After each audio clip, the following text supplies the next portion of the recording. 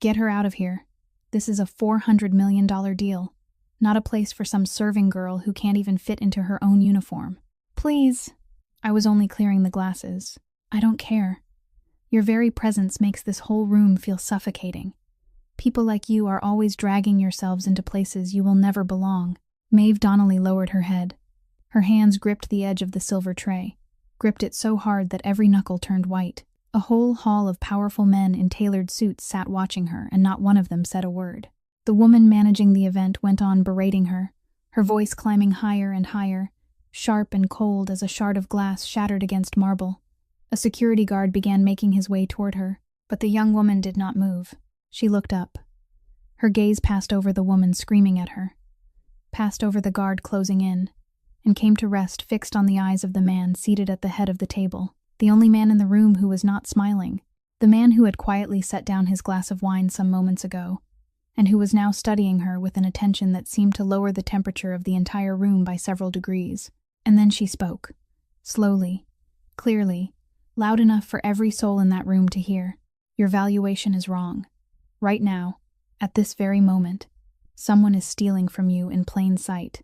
What that woman did in the hours that followed would cost one man everything he had ever built, would save $52 million, and would leave a man who had never once flinched before the barrel of a gun standing frozen, like something turned to stone. And don't forget to subscribe to our channel, so that no story worth remembering ever passes you by. But to understand how it all came to pass, one must go back 36 hours earlier. 36 hours earlier, as the late afternoon sun laid its final bands of light across the limestone facade of the Sterling Athenaeum, Maeve Donnelly pushed a cart loaded with cups and glasses down the granite-floored corridor toward the grand banquet hall. She was 28 years old, full-figured, and the catering company's black service uniform clung so tightly to her body that every time she bent down, she could feel the seams at her shoulders stretching as if they were about to snap. The catering company ordered uniforms according to a standard size chart, and the size that would have fit her, they said, had been out of stock since the previous season. So she wore one size smaller, day after day, and learned how not to let anyone see her discomfort. Her back had been aching in a dull, steady way since midday. Her feet, trapped inside cheap leather shoes, burned as if they had been soaked in boiling water. But she still kept her back as straight as she could, because she knew all too well that in places like this, a server who showed exhaustion was a server about to be replaced. This private club was where Chicago's wealthiest families came and went, where a single dinner could cost as much as an entire month of her wages, and where people like her were expected to become as transparent as air. When she passed, a group of guests in expensive wool coats gathered near the ballroom doors. A blonde woman looked her up and down, then turned to the person beside her and whispered something, and the two of them let out a quiet laugh. Maeve didn't hear exactly what they said. She didn't need to. She had been familiar with that wordless language for a very long time, so familiar that it no longer had the power to make her cry. It only left behind a thin callus inside her chest. She lowered her head, pushed the cart onward, and told herself that tonight would end like every other night. What the people who had just mocked her did not know, what no one inside this glittering building had ever thought to imagine, was that while they saw only an overweight girl in a tight uniform, Maeve herself was quietly doing something she had done all her life. She was reading the numbers.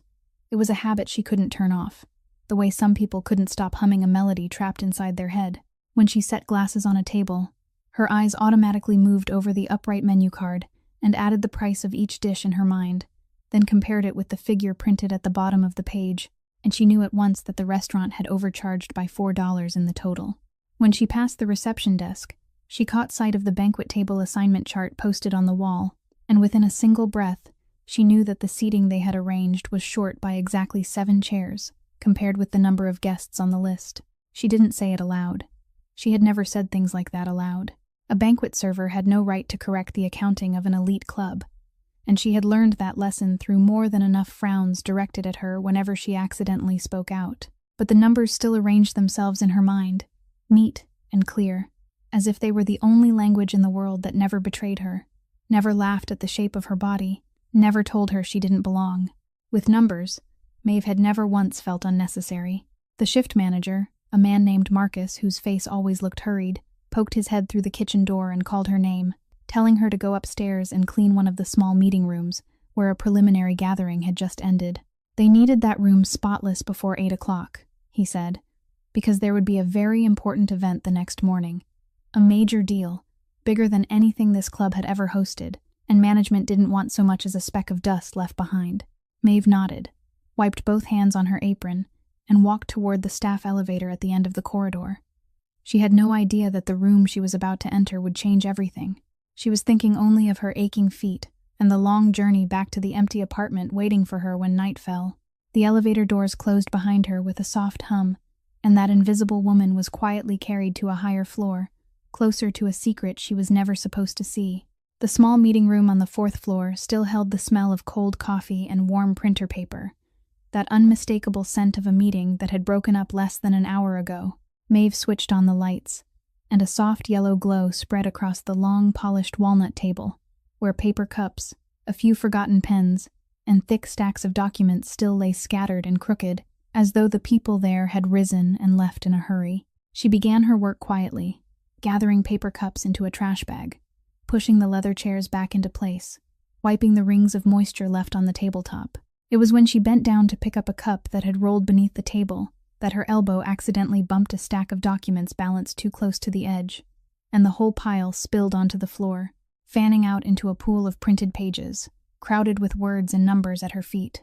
Maeve sighed, lowered herself to one knee on the carpet to gather them, and she would have simply swept everything into a neat stack and placed it back on the table without giving it another thought, if her eyes had not fallen by accident on a line of numbers in the middle of the top page.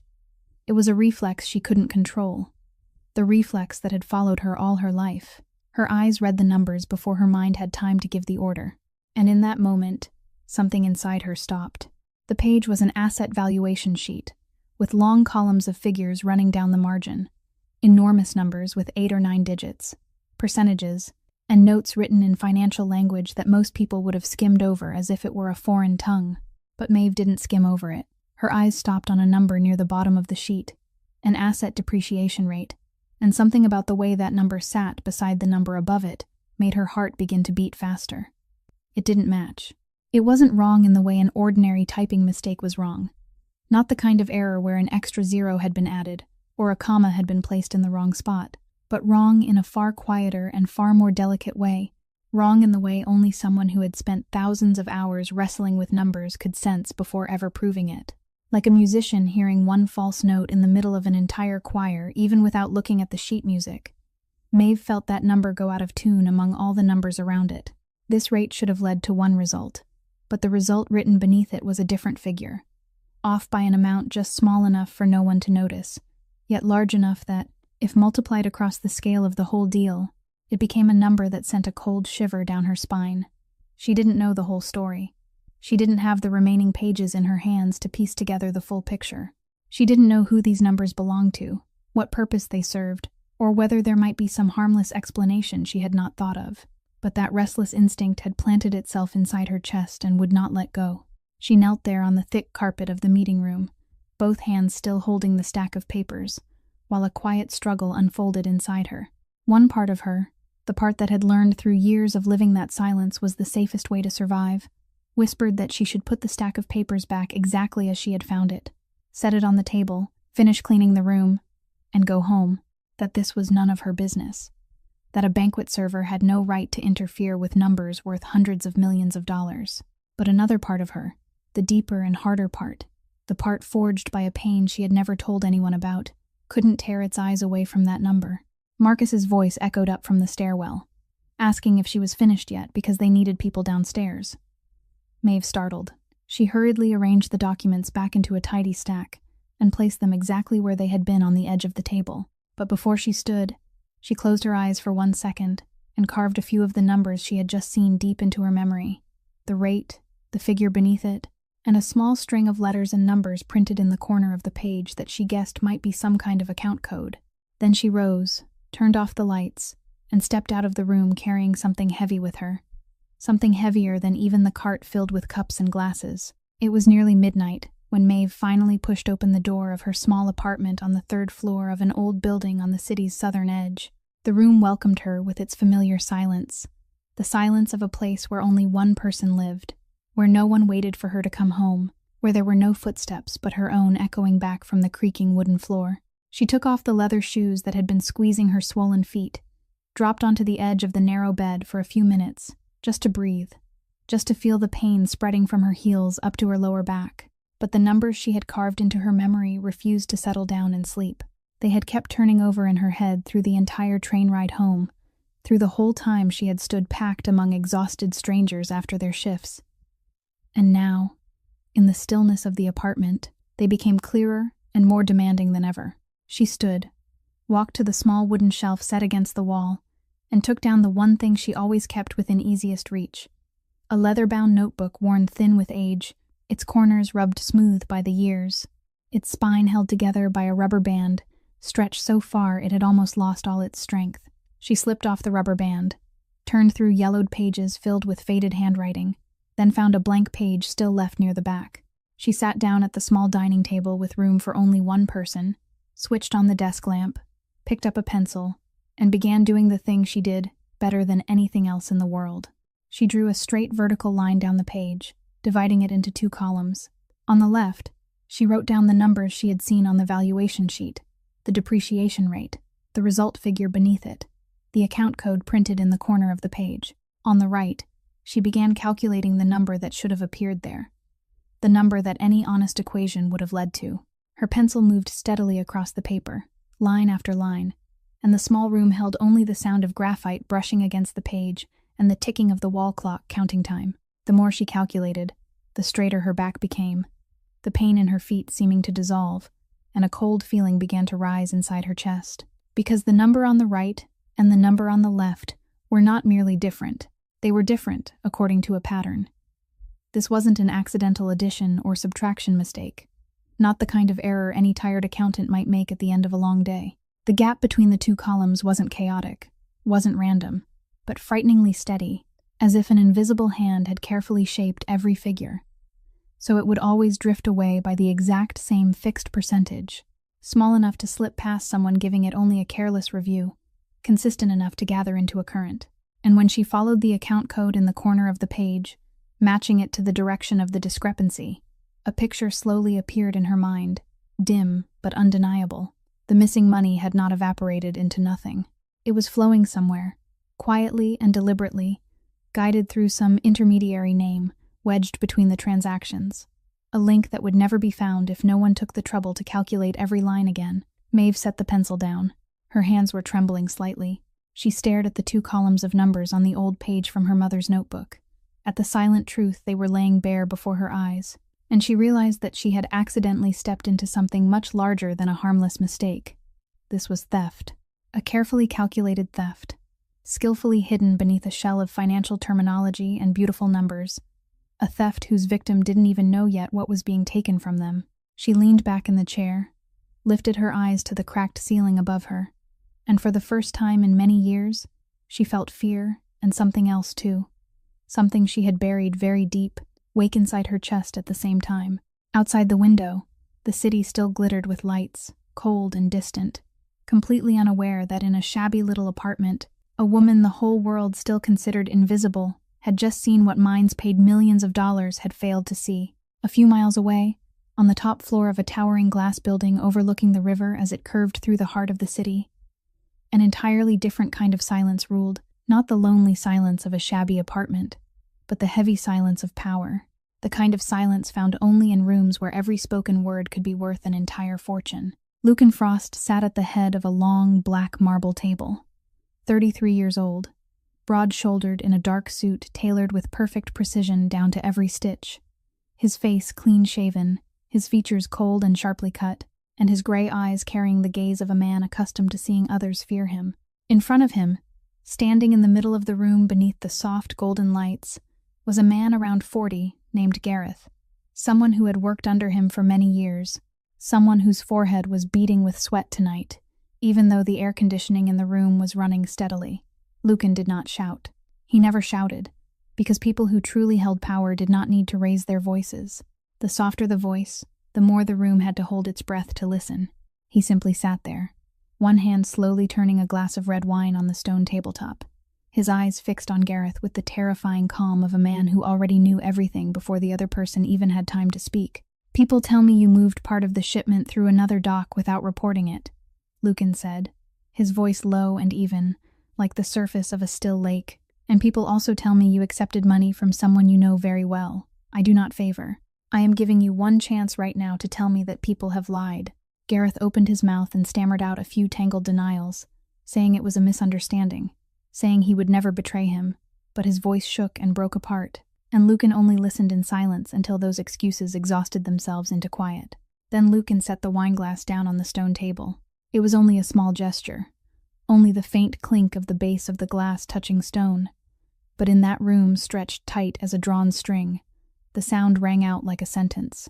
He did not say another word to Gareth. He only lifted his head, turned his eyes toward the two large men standing silently in the corner of the room, and gave a small nod, exactly one nod, clean and decisive.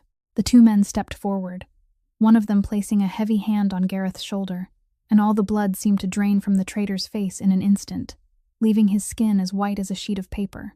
He did not scream, did not struggle, only allowed himself to be led out of the room on legs that seemed to have gone weak, because he understood very clearly the world he lived in, understood that there were doors that, once closed, would never open again, and that Lucan Frost's most terrifying punishment had never been a blow, but being erased from everything a man had ever possessed. When the heavy door closed behind them, the room returned to stillness, and Lucan lifted the wineglass again, took a sip, his eyes now drifting beyond the glass wall, where the whole city stretched below like a carpet of light. From the outside, people saw only a cold and ruthless crime boss, a man who ruled an entire underground empire behind the shell of a legitimate investment fund, and they were not wrong. But what very few people knew, what lay deep beneath that layer of ice, was one unbreakable rule Lucan had never violated through all the years he had spent building his power. He could be ruthless with traitors, could crush those who dared to deceive him. But there was one thing he hated more than anything, more even than betrayal, and that was the sight of someone strong, using his strength to trample someone weaker, who had no way to defend themselves. No one knew exactly why. No one dared to ask. But those who had been closest to him for many years sometimes saw a shadow pass through those gray eyes whenever he witnessed such a thing. A shadow rooted somewhere far back in the past, in something he had never told. Perhaps an old image of someone he had been unable to protect when he had been too small and too powerless. He set the wineglass down once more, and his mind returned to the work of the following day. A deal worth $400 million over which he would sit as chairman. A deal he believed he had firmly in hand down to every last detail, completely unaware that one small number had quietly gone wrong, and that the only person in the world who had seen it was sitting in a shabby apartment a few miles away, bent over an old page from her mother's notebook. The next morning, when Maeve arrived at the club with dark circles beneath her eyes because she had barely slept all night, Marcus assigned her to the serving team for an important preparatory reception, taking place in the first-floor grand hall, an intimate gathering ahead of the official signing ceremony the following evening, where the key figures in the deal would sit down together one last time to finalize the terms. She put on the familiar tight uniform, took up a silver tray holding glasses of shimmering wine, and stepped into the room with the lowered head that had become instinct for someone taught to make herself transparent. But the moment she lifted her eyes to set a glass of wine on the small table near the window, her heart suddenly missed a beat, because the man seated at the center of the room, the man everyone else looked toward with a mixture of respect and caution, the man who gave off a cold authority that seemed to make the very air sink lower around him. There was one side of the contract, the numbers in last night's documents had been speaking about. She didn't know his name. She didn't know who he was in this world of powerful men, but she understood at once that the money being quietly siphoned away through that intermediary link, at least part of it, was being taken directly from the pocket of the man with gray eyes sitting before her. Maeve quickly lowered her head, stepped back, tried to keep the hands holding the tray from trembling, and quietly retreated into a corner of the room where the servers waited, watching everything from there with a sharpness no one noticed.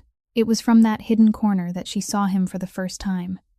The man who would become the missing link in the picture slowly forming inside her mind. He was a man of about 45 named Tobias Renner, elegantly dressed in an ash-gray suit, his neatly groomed hair touched with a few silver strands at the temples, and a smile always resting on his lips, the kind of warm and trustworthy smile that made the person facing him feel respected. He moved through the room as smoothly as a fish gliding through water, shaking one hand, patting another man's shoulder, telling a joke that made an entire group of businessmen burst into hearty laughter, and Maeve noticed one thing with absolute clarity, that everyone in this room, even the most powerful among them, treated Renner with almost complete trust. She caught fragments of conversation drifting around her, and little by little she understood his position. Tobias Renner was the valuation expert, the man chosen and trusted by both sides of the deal, the only person holding the entire complex calculation model that had produced the numbers deciding the fate of $400 million. His reputation in the financial world had been built over decades, without a single stain, and that flawless reputation had become his most perfect shield. Because when both sides placed their full trust in the same person, when no one thought of hiring a second person to review every line of the first man's numbers, then the man standing between them held a kind of power very few people recognized, the power of someone no one verified. Every number he offered was accepted as truth. Every calculation he made was trusted as if it had already been tested. And within that vast, empty space of trust, a skillful hand could quietly reshape a few small ratios without a single soul knowing. Maeve stood still in the corner of the room, the silver tray in her hands now nearly empty of wine, and she looked at the man laughing brightly among the crowd with a cold feeling rising in her chest. She had no proof. She was only a banquet server with a page full of pencil calculations hidden inside her mother's old notebook. But when she looked at that warm, trustworthy smile spreading across Renner's lips, she knew, with a certainty that chilled her, that she was staring straight into the face of the thief. The preparatory reception ended a little after noon, and once the last guests had left, Maeve withdrew to the catering staff break room tucked deep inside the basement kitchen, a cramped little room with old plastic tables, the lingering smell of food in the air, and the dull hum of the dishwasher echoing from the room next door. She sat down in a corner, took off her shoes for a while so her swollen feet could rest, and pulled her mother's old notebook from her pocket, quietly looking over the numbers she had written the night before, as if staring at them long enough might make them tell her what she was supposed to do. At the table across from her, Sal was sitting with a frown over a stack of invoices, a man of about 60 with snow-white hair and the calloused hands of someone who had spent nearly his whole life in a kitchen, the company's most senior cook, the man every young employee called by that affectionate name with respect. He was muttering to himself, tapping his pen against the tabletop, turning the supplier's ingredient invoice over and over with growing irritation, grumbling that the total the supplier had sent didn't match the goods he had received, that he had added it up 3 times and still couldn't figure out where he had gone wrong, and that if he didn't solve it before the end of the day, accounting would deduct it from his kitchen budget again. Maeve glanced over, and with a reflex she couldn't suppress, her eyes swept across the numbers on the invoice in his hand from the next table. "Uncle Sal," she said softly, her voice hesitant. "They made a mistake on the 4th line. The weight is listed correctly, but the unit price they applied is the price for the more expensive kind, so the total got inflated. Take the quantity on that line and multiply it by the correct unit price from the old contract, and it'll give you the number that matches what you actually received." Sal's head snapped up, and he stared at her for a long moment before looking back down at the invoice, taking out his calculator, and punching in the numbers exactly as she had said. When the figure appeared just as she had predicted, he set the pen down and looked at her with an entirely different expression, the expression of a man who had just realized he had been sitting across from something for many days without knowing it. "You did that in your head?" he asked, his voice full of astonishment. "While I've been wrestling with this calculator all morning." Maeve only gave a small shrug, the shrug of someone far too accustomed to having her talent leave other people stunned, while she herself saw nothing worth mentioning, because for her, numbers had never been an effort. They simply appeared, neat and clear, the way other people saw colors. She sat still for a while, and then at last, as if the weight in her heart had become too heavy to keep hidden any longer, she lifted her eyes to him and asked the question that had tormented her since the night before. "Uncle Sal, if you knew someone was lying about something very big, something that could cost a lot of people a lot of things, but you knew for certain that no one would believe you, only because you were the one carrying trays and cleaning up, because in their eyes you were nothing at all, would you speak up?" Sal set the invoice down. He looked at her for a long time, the old eyes beneath his silver brows turning solemn, and when he spoke, his voice was low and steady, like the foundation of an old house. "Listen to me," he said. "I've spent my whole life standing in kitchens, cooking for people who've never once looked me in the eye. And I've learned one thing. The truth doesn't care who says it. A wrong number is still a wrong number, whether it's pointed out by a banker or by a dishwasher. If what you know is true, and if it matters enough, then say it. Even if they laugh in your face. Even if they don't believe a single word. Because the only thing worse than speaking the truth and being rejected is knowing the truth, choosing silence, and then living the rest of your life with that silence. Maeve looked at him, and inside her chest, something had just been lit. Sal's words kept echoing in Maeve's head throughout that afternoon, and somehow they pulled her back to a place very far away in memory, to the cramped little kitchen of a childhood she had not allowed herself to remember for a long time. When Maeve was a little girl, her mother, Greer, worked 2 jobs at once just to keep the 2 of them alive in a city that never stopped demanding money. In the mornings, she worked at a laundromat. In the evenings, she waited tables at a modest diner a few blocks from home. And the hours in between, when she hurried from one job to the other, were the rare moments when mother and daughter could be together. Because her mother was away from home almost all day, little Maeve had to learn early how to manage on her own, and one of the first tasks she was given was to take the small handful of change her mother left on the table and buy what they needed for dinner.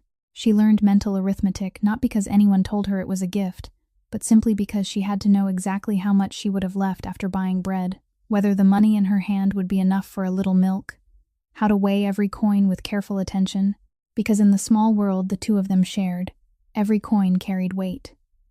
Numbers, to her, were not exercises on a school page. They were the fragile line between a dinner that was enough and a night spent going to sleep with hunger still aching in her belly. But amid those shortages, there were still moments that, years later, warmed Maeve's chest whenever she remembered them.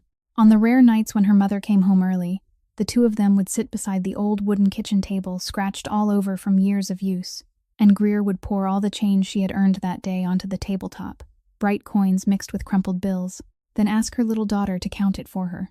Maeve's small hands would swiftly gather the coins into neat stacks, her mouth quietly murmuring the numbers, and when she called out the total faster than her mother could even reach for paper and pencil to write it down, Greer would laugh, a clear laugh that lit up the whole shabby kitchen, then stroke her daughter's hair and tell her that her girl had a mind more precious than gold.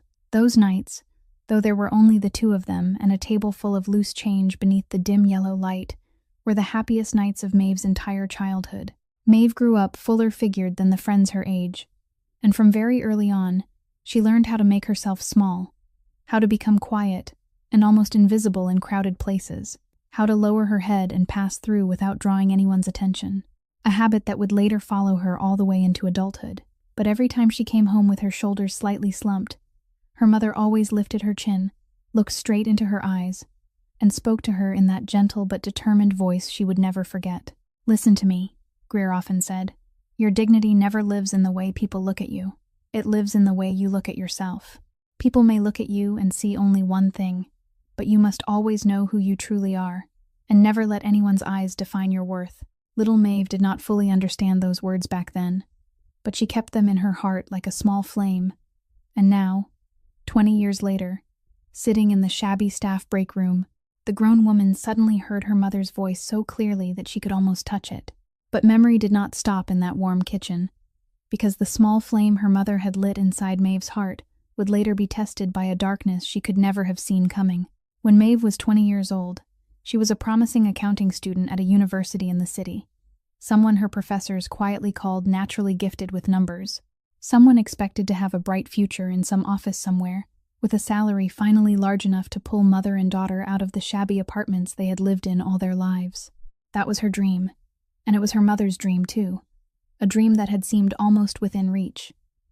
Then Greer fell ill. The sickness came quietly, then tightened its grip around her with frightening speed, and within only a few months, the woman who had once worked 2 jobs at the same time, who had once laughed so brightly beside a table covered with loose change, had become thin and frail in a hospital bed. Maeve did not hesitate for even a second. She closed her books, left the lecture hall in the middle of the semester, abandoned the degree that was only a short distance away, and took any work people would hire her to do. Serving, cleaning, washing dishes, working days and nights, so she could pay for her mother's treatment. She did not regret the dream left unfinished, because to her, there was no number in the world more important than the woman who had taught her to count her very first coins. And then came the hospital bills. They arrived every week, thick and crowded with numbers, line items filled with confusing medical terms, calculations that most families could only grit their teeth and pay without ever having the strength to review. But Maeve was not most families. One night, sitting beside her mother's hospital bed beneath the dim light, she turned through the bills page by page, and the eyes that had been trained all her life began to catch the irregularities. One medication had been charged twice. One hospital day had been listed twice. Tiny numbers stacked on top of one another until they became an enormous sum her family should never have had to carry. An amount that, if properly deducted, would have been enough to pay for a better treatment plan, and one that came in time. Her hands trembled as she traced each line of figures, her heart pounding hard, and she immediately took those bills to the hospital billing department, pointing out each mistake with all the clarity she had. But she ran straight into a wall. They looked at her, a young woman in worn clothing with dark circles beneath her sleepless eyes, and they smiled politely and told her the system was never wrong, that she did not fully understand the complicated procedures, that if she wanted to file a complaint, she had to fill out these forms, wait for review through those departments, a slow bureaucratic process that stretched from one week into the next.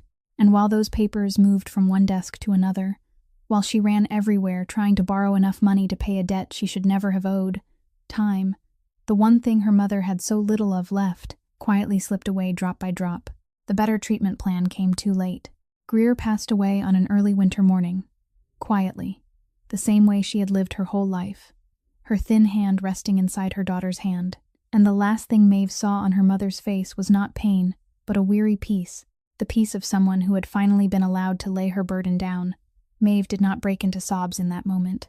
She simply sat there for a very long time, holding tight to the hand that was slowly growing cold, and in her mind, impossible to stop, the numbers on those hospital bills kept appearing, cold and merciless.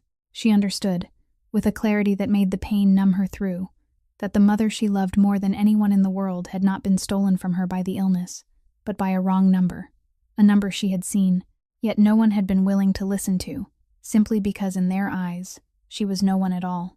That evening, the night before the official signing ceremony, Maeve stood alone at the club's rear exit, the narrow employee passageway set between metal trash bins and a flickering yellow lamp that stretched her shadow long across the damp concrete.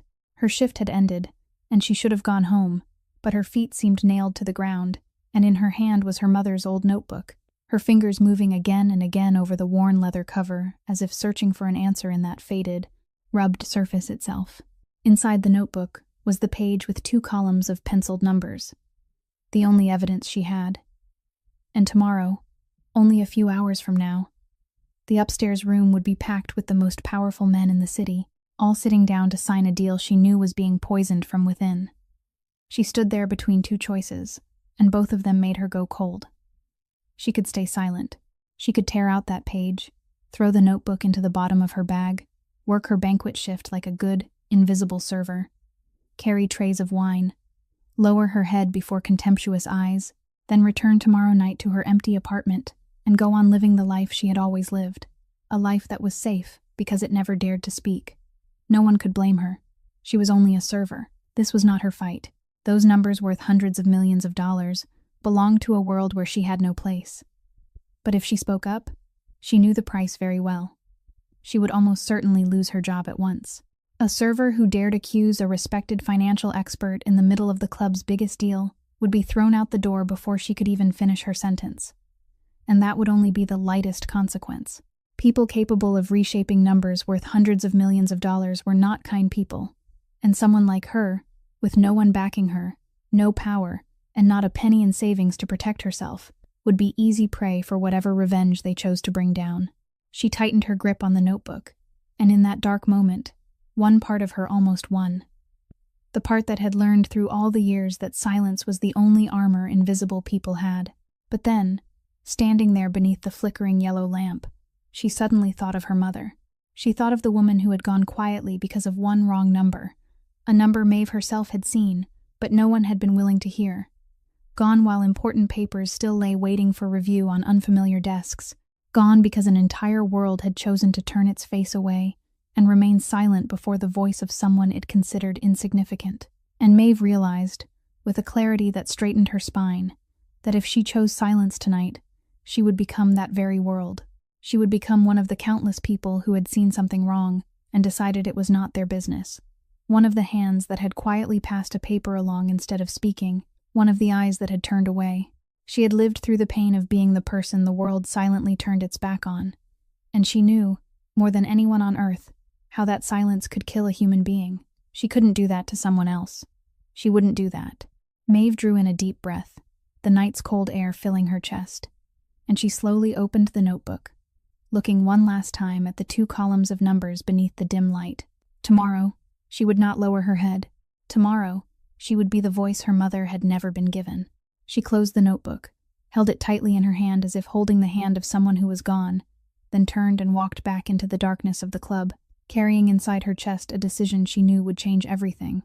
Maeve's words hung suspended in the air of the auditorium like a blade that had just sliced through the splendor, and for one long, suffocating moment, no one moved. Then the room broke open into stunned whispers, glances flickering back and forth, and a few scornful laughs from guests who believed they had just witnessed some ridiculous spectacle put on by a deranged server. Caroline Vance, the event manager, her face flushed red with embarrassment and rage, rushed forward to drag Maeve away, hissing that she had gone too far, that she would pay for this reckless stunt. But at that very moment, a deep, cold voice rose from the head of the table, not loud, but powerful enough to make every other sound in the room die at once. Let her speak. It was Lucan Frost. He had not taken his eyes off Maeve, and in those gray eyes there was no mockery, only the sharp attention of a man accustomed to judging when a statement was nonsense and when it was a real threat. Caroline froze, released her hand, and the entire auditorium turned toward the girl in a new silence, one even heavier than the jeering laughter from moments before. Maeve felt her heart pounding so hard she thought everyone could hear it, her legs trembling beneath the tight uniform, but she thought of her mother, thought of the decision she had sworn to in the dark the night before, and she straightened her back in the middle of that room full of powerful people. "I don't mean to cause trouble," she said, her voice shaking, but every word clear. "I'm only someone who cleans up here, and I know you have no reason to believe someone like me, but I'm asking you for 1 minute, just 1 minute, so you can verify it yourselves. In the valuation sheet for this deal, under the depreciation rate for the fixed asset block, there is one number that doesn't match the numbers right beside it. If you take the asset value listed in the table and multiply it by the exact rate stated in this document, you will get one number. But the result printed beneath it is not that number. It is off, and that discrepancy doesn't disappear. It is directed to an intermediary account with a code I couldn't find anywhere in the official list of parties connected to the contract." The whole room fell silent. Tobias Renner, who had been standing there all along with a calm smile on his lips, gave a soft, indulgent laugh, the kind of laugh an adult gives before a child's foolish mischief.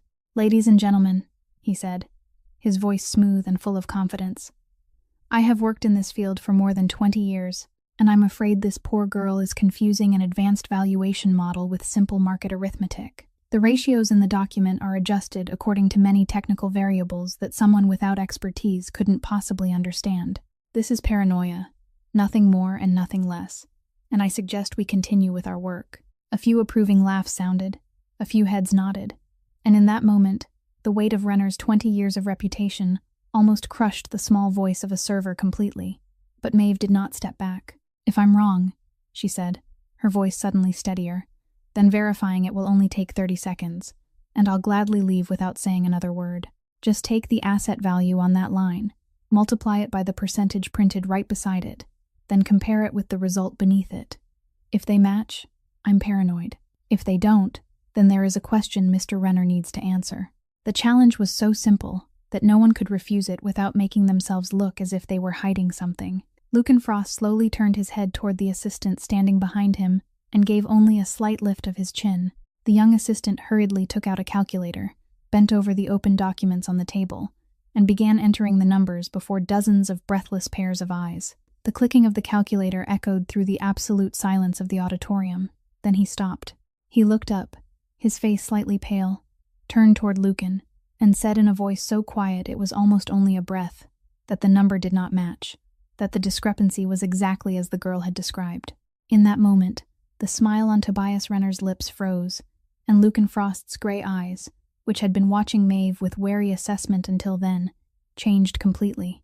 Lucan Frost was not the kind of man who let emotion guide him, and he did not believe the girl's words simply because she had spoken them with sincerity.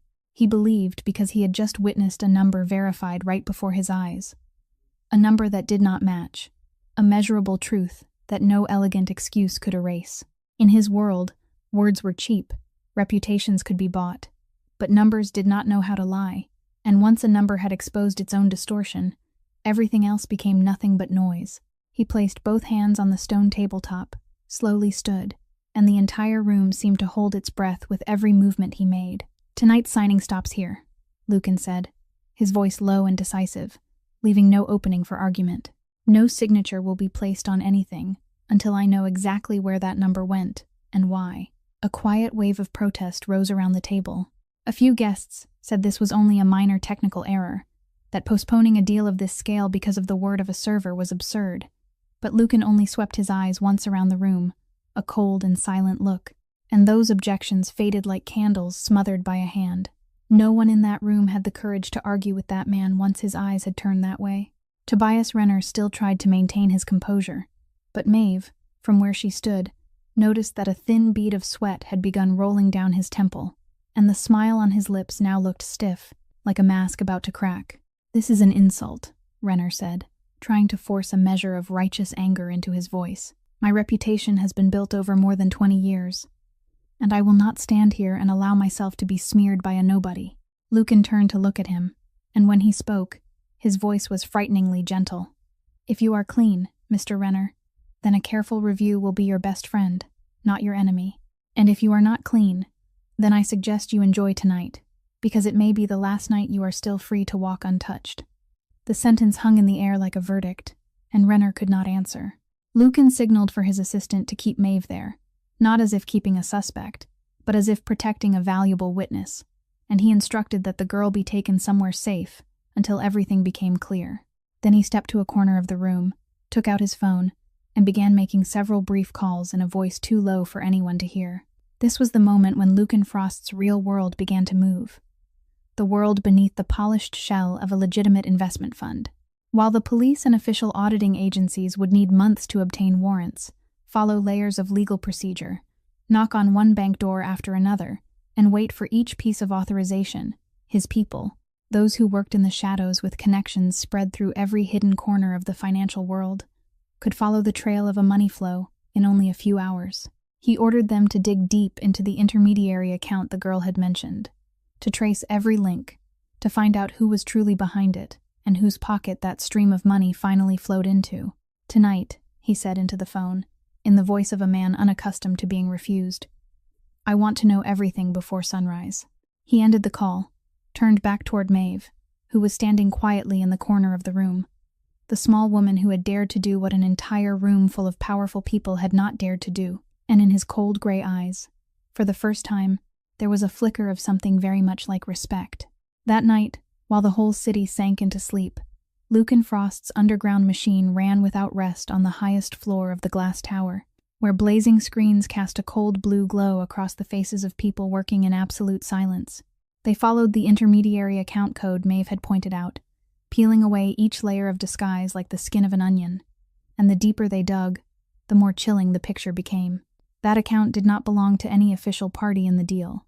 It belonged to a company registered in a faraway place, a company with no real office, no real employees, no real business activity of any kind, an empty shell created for one purpose only, to serve as a transfer station for money that did not want to be seen. And when they traced the money backward through that hollow shell, they discovered that it had not started with this deal. Tobias Renner had been doing this for years, through many transactions, each time reshaping a few tiny ratios just enough that no one would notice, each time quietly drawing away a thin stream. And over the years, those thin streams had gathered into a hidden fortune. In this $400 million deal alone, the amount he intended to siphon through that phantom account reached $52 million, a number that, if not for the eyes of a banquet server, would have quietly vanished into nothing without a single soul knowing. But alongside the work of tracing the thief's trail, Lucan gave another order, an order born from the very suspicion that had helped him survive and rise in a world crowded with betrayal. He never trusted anyone easily, not even the person who had just helped him, because in his experience, the one who exposed a conspiracy was sometimes the very pawn planted by another enemy. He needed to know for certain who this girl named Maeve Donnelly was, and that she was not a piece placed by one of his rivals to manipulate the entire game. And so, while one team followed the money, another quietly turned over every page of that woman's life.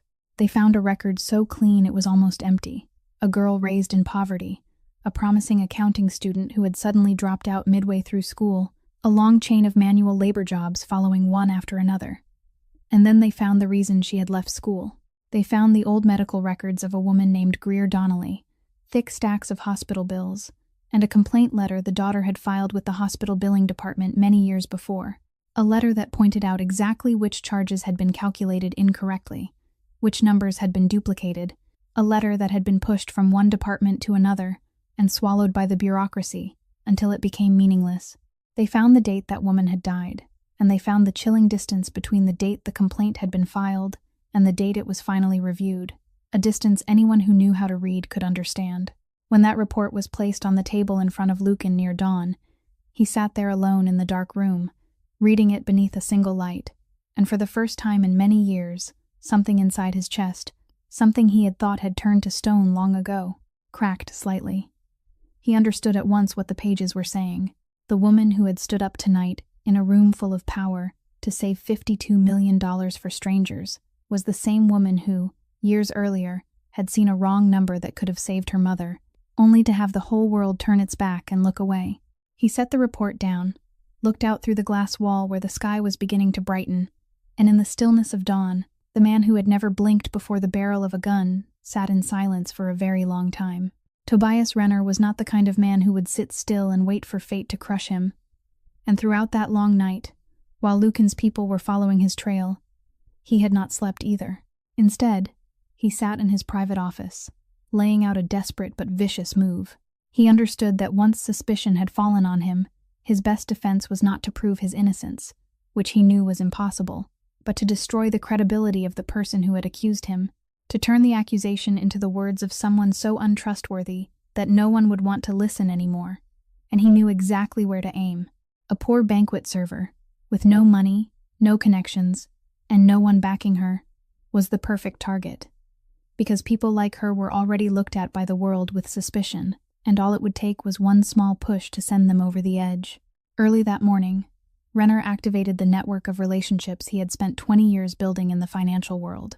He called the club management, his voice filled with the righteous concern of an injured man, and whispered that the confidential valuation documents for the deal had been leaked, that a service employee had been seen rummaging through the private meeting room, that it was very possible she had stolen sensitive information to sell to a third party, and that the entire ridiculous accusation she had staged was nothing more than a way to hide her own theft by pretending to be the good one. That story, told in the smooth, trustworthy voice of a man with a reputation, spread like fire meeting oil.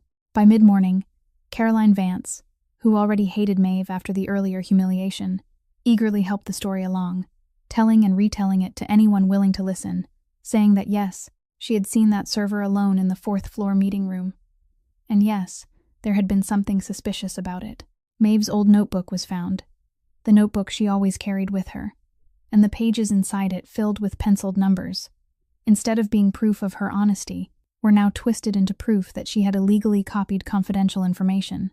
By noon, the club management officially suspended her from work, and one of the club's lawyers coldly informed her that they were considering turning the matter over to the police on the charge of stealing confidential business documents, a charge serious enough to send someone like her to prison. Maeve sat in a small, empty room, both hands resting on her lap, listening as they read those accusations aloud, and she felt the ground beneath her feet collapsing. Everything she had feared that night while standing at the rear passage of the club was now coming true, and it was even worse than she had imagined. She had spoken the truth, and the reward for that truth was that she was about to lose everything. Lose the job that kept her alive, lose even her freedom, and worst of all, lose the last piece of dignity her mother had taught her to protect. She looked out the window, and despair rose inside her like a tide. This was exactly the world she had always known, the world where one man with a reputation only had to speak a single sentence to destroy a nameless person, where truth carried less weight than status, where the voice of the weak was always drowned beneath the voice of the powerful. In that moment, sitting alone within those four walls, Maeve thought that perhaps her mother had been right about one half of the story but wrong about the other, that perhaps dignity alone was not enough in this world, that perhaps someone like her, no matter how right she was, could never defeat a machine of power built to crush her. She clasped her hands tightly together to keep them from shaking, and for the first time since she had stood up in the auditorium, she felt her courage beginning to run dry, replaced by a familiar loneliness so cold it reached all the way into her bones, the feeling of someone once again standing completely alone before an entire world that had decided to turn its back on her. She did not know that elsewhere in the city, a report had just been placed on a stone table, and a man with gray eyes had just finished reading its final line. Tobias Renner was sitting in the club office, savoring the sweet taste of victory, after hearing that the girl had been suspended and was about to be handed over to the police, when the door opened and Lucan Frost stepped in, alone, unhurried, with the leisurely stride of a man who knew perfectly well that he held all the time in the world. Renner shot to his feet, hastily putting on his familiar welcoming smile, beginning to speak about how fortunate it was that the truth had been made clear, about how that deceitful girl had nearly ruined the entire deal. But Lucan lifted one hand, just one small gesture, and Renner's words died in his throat. Lucan pulled out a chair, sat down across from him, placed a thin file on the table between them, and looked at him with gray eyes that did not blink. "Sit down," Lucan said quietly. Renner sat down.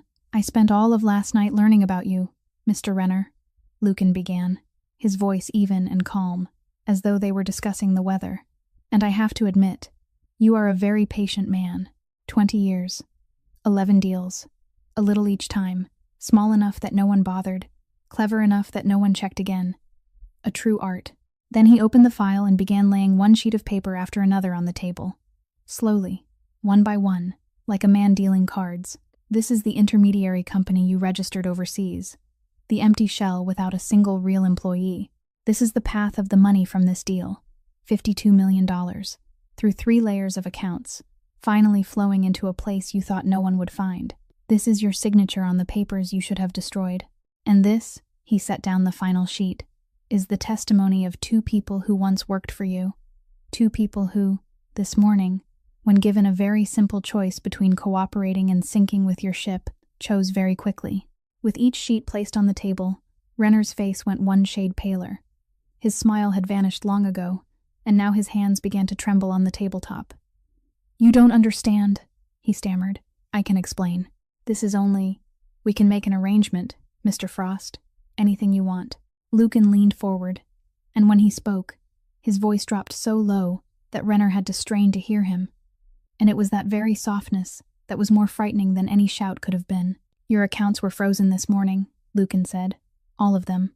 I have friends in places you don't even know exist. While you were sitting here smiling over your victory, every door you ever had was closing behind you, one after another. You have no money left. You have no friends left. And in a few hours, when these documents are given to the proper authorities, you won't have your freedom left either." Renner opened his mouth to speak, but no sound came out. "But that is not why I came here tonight," Lucan continued. And for the first time there was something in his voice colder than calculation. Something almost like anger held beneath a sheet of ice. "Money, I can recover. The deal, I can save. But this morning, you did something I don't forgive. You took someone who had nothing with which to defend herself, someone who did the right thing, and you tried to crush her to save your own skin. You turned her truth into a crime, turned her courage into an excuse to send her to prison." He stopped, and his gray eyes locked onto Renner. "There are strong men who bully the weak because they think no one will stand up. Tonight, you chose the wrong person to bully, and you chose the wrong room to do it in." Lucan rose, slowly buttoning his suit jacket, gathered the file, and looked down at the man who had now collapsed in his chair like a hollow shadow. "Every accusation against the girl will be withdrawn this afternoon," he said, his voice calm again. "As for you, Mr. Renner, you will have plenty of time to think about who the weak one truly is." Then he turned his back and walked out of the room, leaving behind him a 20-year empire of lies collapsing into ash. Late that afternoon, after the accusations had been quietly withdrawn and they had returned the few belongings she had, Maeve stood at the rear exit of the club, the very narrow passageway where she had stood the night before, and made the decision that changed her whole life. She was placing the last of her things into her old, worn cloth bag, her hands slow and tired, and inside her was a strange emptiness, the emptiness of someone who had just passed through a storm and had not yet had time to understand whether she had survived it or not. She did not hear footsteps, but she felt a presence, and when she looked up, Lucan Frost was standing there, alone, without his usual bodyguards, both hands tucked into the pockets of his coat, and in the weak yellow glow of the outdoor lamp, he looked less like a powerful crime boss than like a man carrying something heavy. He said nothing for a long while. Then he drew a thin file from inside his coat and placed it on the old metal table beside her, gently, as if setting down something fragile. Maeve looked down, and when she realized what those pages were, her breath caught. They were her mother's old medical records, the hospital bills she had memorized line by line, and the complaint letter she had filed many years earlier, only to watch it sink into oblivion. She did not understand why they were in this man's hands, and she looked up at him with wide eyes. When people investigate someone, Lucan said softly, they find more than they intended to find. I'm sorry for intruding into this. He paused, his eyes moving over the pages on the table before returning to her. I read it. All of it. Maeve could not speak. She only stood there, one hand still resting on the cloth bag, and she felt something rising in her throat that she could not swallow down. Lucan looked at her, and when he spoke again, his voice no longer carried the coldness of a crime boss, but lowered into something almost gentle. Last night, you stood in the middle of a room full of people who looked down on you, and you saw a number that could save $52 million for strangers who had never once been kind to you. He stopped, and in that moment of silence, both of them knew what he was about to say. I'm sorry that back then, there was no one to look at the number that stole your mother from you. Those words fell between them like a stone dropping into still water, and Maeve, who had not cried when she was humiliated in the auditorium, who had not cried when she was falsely accused, who had kept her back straight through all of it, suddenly felt her eyes blur. She lifted one hand to cover her mouth, and her shoulders, the shoulders that had carried too much for all those years, trembled faintly. Lucan did not step forward to comfort her, did not offer any hollow words about everything being all right. He only stood there, quietly, giving her the space to finally be allowed to hurt from the pain she had buried for far too long, and that silence of his, that wordless staying, was the kindest thing anyone had ever given her. A long while later, once she had calmed, he spoke softly, almost only loud enough for her to hear. Your mother must have been very proud. Then he picked up the file, placed it in her hands so she could hold what belonged to her, and in the moment their hands touched through those old pages. Two people from the farthest ends of this world, a powerful crime boss and an invisible server, suddenly realized they were connected by the same thing, the pain of once having been powerless to save someone they loved. A few weeks later, after the deal was finally completed transparently, with honest numbers, a formal reception was held right in the grand hall of the Sterling Athenaeum, the very place where, not long before, Maeve had been driven out as if she did not belong. But tonight she did not enter through the rear door reserved for employees. She came in through the front entrance, wearing a simple but elegant dress, and for the first time in her life, she was a guest, not a server. Desmond Hale, the representative for the other side of the deal, a man of about 50 with graying hair and kind eyes, stepped up to the podium before a room filled with powerful faces. He told the story of the night when a woman no one noticed had stood up and seen what an entire team of highly paid experts had missed. And he said that true talent never lies where people are accustomed to looking for it, but often hides in the most forgotten places. Then he announced the creation of a scholarship fund bearing the Donnelly name, a fund for gifted young people whose paths had been blocked by cruel circumstances, people forced to abandon their dreams, not because they lacked ability, but because they lacked a chance. And he declared that the first person to receive that scholarship, so she could complete the accounting degree she had been forced to set aside many years earlier, was none other than Maeve Donnelly. The whole auditorium applauded, and Maeve was invited onto the stage. She walked between the rows of chairs, feeling hundreds of eyes turned toward her, and she realized that this was the first time in her life those eyes were looking at her not with contempt, but with something very different. She stood before the microphone, her hands trembling slightly, and for a moment, she thought she might not be able to speak. But then she thought of her mother, and she began. I was once taught that a person's dignity does not live in the way others look at them, she said, her voice quiet at first, but each word growing clearer. It lives in the way they look at themselves. The person who taught me that was my mother. She worked 2 jobs at the same time to raise me, and she taught me how to count my first loose coins beside an old kitchen table. The entire room fell still, and Maeve went on, her voice steadier even as her eyes began to shine. Many years ago, my mother fell ill, and I saw a wrong number on her hospital bills, a number that, if corrected, might have given her more time. I pointed it out. I begged people to listen, but no one was willing to believe a poor girl with no status. And while my papers were passed from one desk to another, my mother died. She stopped, drew a breath, and looked straight into the room. I'm not telling you this because I want your pity. I'm telling you because the night I stood up in this room, I did not only see a number on a valuation sheet, I saw my mother. I saw every invisible person whose voice has never been heard simply because the world decided they did not matter. And I promised myself that, even if only once, the truth would not be buried just because the person speaking it was not rich enough or powerful enough. When she finished, there was a moment of absolute silence, the silence of a room that had been touched all the way down to its heart, and then it broke open into applause that did not come from courtesy, but from true emotion.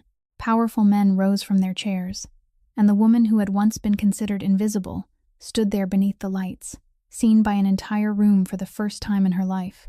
In a hidden corner near the back, Caroline Vance stood quietly, her face pale with shame, not daring to lift her head. And farther away, beyond those glittering walls, Tobias Renner had officially been prosecuted by the proper authorities, and his empire of lies had finally been dragged into the light.